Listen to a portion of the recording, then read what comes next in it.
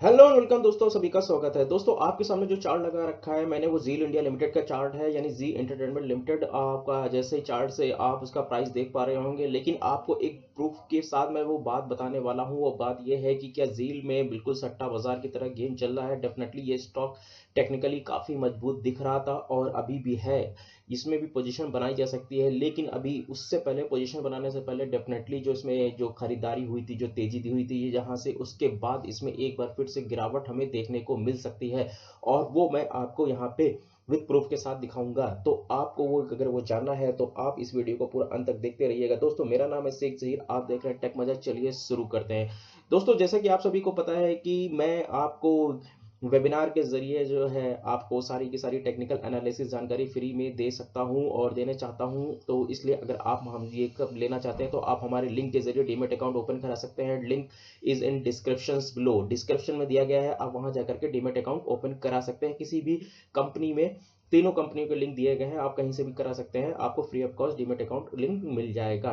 तो चलिए लौटते हैं अपने टॉपिक के ऊपर। दोस्तों, जैसे कि आपको पता है कि जील इंडिया लिमिटेड ने पिछले कुछ दिनों से लगातार तेजी बनाई थी और वो तेजी यहाँ से कंटिन्यू हुई थी। देखिए यहाँ से आपको वो दिख रहा होगा, ये आपको, चलिए यहाँ पे ये ऐसे बनाते हैं, ठीक है। देखिए यहाँ से जो कंसोलिडेशन फेज के बाद, यहाँ के बाद ये कंटिन्यूसली इसने तेजी बनाई थी और ये तेजी जो है कम से कम नहीं तो, चलिए इसकी डेट देख लेते हैं। और ये डेट आती है 23 नवंबर। तो 23 नवंबर के बाद से जो है इसमें कंटिन्यूसली तेजी बनी थी और ये तेजी यहाँ तक चली। लेकिन 1 2 3 दिन से मैं देख रहा हूँ ये हाई बनाने के बाद ये हाई सस्टेन नहीं कर पा रहा है। और किसने कल भी, पर 2 दिन पहले भी इसने जो हाई बनाया था, यानी कि एक दिन पहले देखिए इसने डोजी काइंड ऑफ कैंडल बनाई थी। और उसके बाद यहाँ पे कल भी इसमें बड़ी गिरावट आई थी और आज भी इसने अपने हाई को बिल्कुल नहीं संभाल पाया।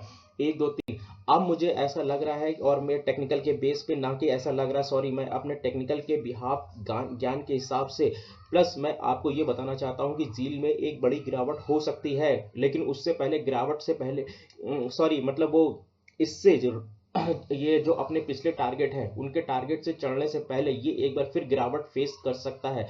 तो आप चाहे तो इसमें पोजीशन बना सकते हैं, लेकिन पोजीशन बनाने से पहले ये टेक्निकली देखिए काफ़ी ज़्यादा मजबूत हो चुका था ये स्टॉक, और जिस हिसाब से इसमें तेजी दिखा रहा था और जिस हिसाब से ये एफ का चहेता स्टॉक बन गया है। और एफ ने इसमें एक्चुअली बाइंग कर ली है और एफ के पास इस समय इसमें 66% शेयर होल्डिंग बची है। प्रोमोटर के पास कुछ भी नहीं है, प्रोमोटर के पास मात्र 2% शेयर होल्डिंग है, ठीक है। और एफ के पास 66% शेयर होल्डिंग और रिटेल इन्वेस्टर्स के पास बाकी शेयर होल्डिंग है, तो ठीक है। तो उस हिसाब से अगर हम ये देखते हैं तो ये स्टॉक जो है एफ चला रहा है, पूरे का पूरा एफ के कंट्रोल में स्टॉक है। ये प्रमोटर्स बिल्कुल भी नहीं चला रहे, यानी एफ अभी इसमें सेलिंग स्टार्ट कर चुके हैं। और ये मुझे ऐसा लग रहा है कि इसमें अभी जो है बाइंग नहीं हो रही है। तो चलिए हम इसके नेक्स्ट टारगेट के बारे में बात करेंगे। तो उससे पहले हम आपको एनएससी इंडिया के कारोबार के ऊपर ले चलते हैं। देखिए यहाँ पे, सॉरी, इसका ये ऑप्शन चेंज मैंने लगा रखी है। ऑप्शन चेंज के बिहाफ पे हम आपको दिखाएंगे कि जील में क्या चल रहा है, ठीक है।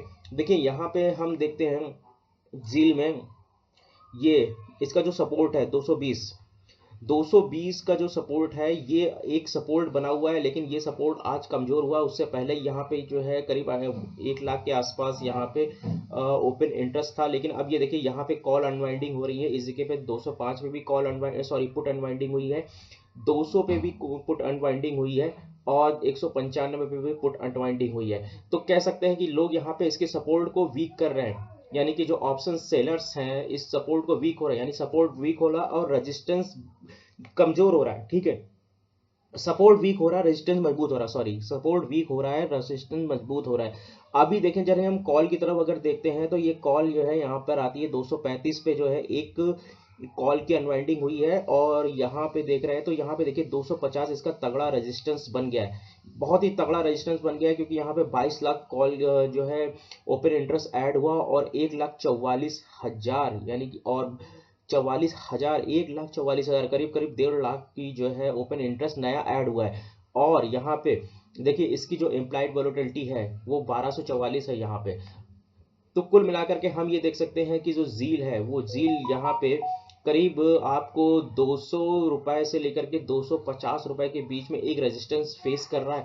लेकिन ये 250 के बाद यहाँ पे ये स्टॉक जो है आगे बढ़ता हुआ नहीं दिख सकता है, तो क्योंकि यहाँ पे कुछ एक प्रॉब्लम आने की संभावना है।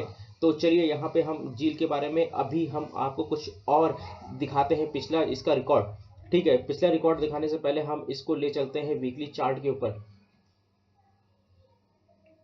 तो वीकली चार्ट के ऊपर ले सकते हैं और यहाँ पे हम देखते हैं कि जो फरवरी में जो इसने हाई बनाया था वो 400 रुपए का हाई बनाया था। ठीक है, और यहाँ पे देखते हैं ये जुलाई में इसका हाई था 405 रुपए का। जुलाई के बाद इसमें बड़ी गिरावट आई थी, तब इसने 210 रुपए का सितंबर में लो बनाया था। उसके बाद इसमें थोड़ी सी रिकवरी आई थी और ये रिकवरी आई नवंबर में ये 360 का, ये लेकिन ये 2019 की बात है।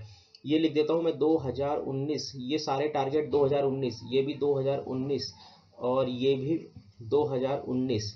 अब चलते हैं हम 2020 पे। ठीक है, तो 2020 में ये देखिए 2020 में आते हैं तो ये देखते हैं जून में इसने 212 का लो बनाया था और उसके बाद इसमें गिरावट आई थी। गिरावट आने के बाद इसने हाई बनाया। तो अभी क्या है, ऐसा फील हो रहा है कि ये यहाँ के इस हाई को टच करने की कोशिश कर रहा है। तो ये हाई कितना था, तो ये हाई चलिए देखते हैं। ये हाई था करीब 356 रुपए का। ठीक है, 356। तो ये इस टारगेट को यहाँ पे अचीव करेगा, लेकिन उसमें आपको समय देना पड़ेगा और इस टारगेट को यहाँ पे 350 रुपए के हाई के आगे उसके ऊपर बड़ा एक टारगेट है। वो टारगेट है ये 400 रुपए का। ठीक है, ये टारगेट है 400 रुपए का। ये इस टारगेट को भी अचीव करेगा। तो यहाँ पे मुझे ऐसा लग रहा है कि यहाँ पे इस टारगेट को वो अचीव करेगा, लेकिन उससे पहले इसमें एक बहुत बड़ी गिरावट इसमें एक बार मुझे फिर से देखने को मिल सकती है, क्योंकि MACD की वजह से एक थोड़ा सा वीकनेस वाले सिग्नल्स नजर आ रहा है, क्योंकि MACD में जो है स्ट्रेंथ मुझे कम होती हुई दिख रही है। और यहाँ पे जो चार्ट में जिस हिसाब से ये गिरावट हुई है और ये पोजिशनल ट्रेडिंग के हिसाब से अगर आप करना चाहते हैं तो देखिए यहाँ पे MACD जो है RSI तो काफ़ी मजबूत दिख रहा है, लेकिन यहाँ पे अगर वनडे के चार्ट हम लगाते हैं तो वनडे के चार्ट में इसमें काफ़ी ज़्यादा वीकनेस मुझे नज़र आती है, क्योंकि यहाँ पे एक डाउन की ट्रेंड की तरफ जो है ये मूविंग एवरेज मुझे नज़र आते हुए दिख रहे हैं। तो ये एक चिंता की बात हो सकती है। उससे पहले हम देखते हैं कि NSE इंडिया के कारोबार कितना हुआ। लेकिन आपको एक NSE इंडिया के कारोबार पे यहाँ पे एक जानकारी यहाँ पे ये मिल सकती है कि देखिए इसमें क्वांटिटी बहुत ज्यादा ट्रेड हुई, 2 करोड़ से ज्यादा क्वांटिटी ट्रेड हुई है और मात्र 35 लाख क्वांटिटी डिलीवर है। लेकिन इसका परसेंटेज है इसके पास 16%, ओनली 16% डिलीवरी। तो डिलीवरी का परसेंटेज बहुत कम है, जिस वजह से यहाँ पे जो है यहाँ पे डिलीवरी बिल्कुल ही नहीं उठाई जा रही है। डिलीवरी जब नहीं उठाई जाती है तो इसका मतलब स्टॉक में कहीं ना कहीं गिरावट आने की संभावना ज्यादा रहती है। इसी तरह से मैं आप देखेंगे 2 या 3 दिन से जब भी यील्ड में गिरावट हो रही है तो उसमें डिलीवरी नहीं उठाई जा रही है। हालांकि ये स्टॉक मजबूत हो चुका है और टेक्निकली और ये आगे भी ऊपर की तरफ जाएगा, बट अभी इसमें गिरावट की संभावना ज्यादा नजर आती है। तो होपफुली अगर आपके पास स्टॉक ले रखा है तो आप जो है इसको क्या बोलते हैं अपना वो बेचिए मत, मतलब इसको होल्ड करके रख सकते हैं, क्योंकि इसमें गिरावट होगी तो गिरावट लंबे 220 से ज़्यादा ये नहीं गिरेगा। और मैं आपका जो स्टॉप लॉस बता देता हूँ, ये स्टॉप लॉस आपको जो है यहाँ पे कम से कम 180 रुपए का लेना होगा। 180 रुपए का स्टॉप लॉस ले सकते हैं। और जो अभी का टारगेट कुछ नहीं है, लेकिन जो स्टॉप लॉस इसके नीचे जो अगर आप स्टॉक जाता है तो आपको एग्जिट कर दीजिएगा। ठीक है, आप अपनी एग्जिट कर दीजिएगा होल्डिंग। ठीक है, अभी के लिए इतना ही रखते हैं दोस्तों। आपको ये जानकारी अच्छी लगी है तो आप हम इस चैनल को सब्सक्राइब कर दीजिएगा, आपको लाइक कर दीजिएगा, दूसरों के साथ शेयर कर दीजिएगा। धन्यवाद।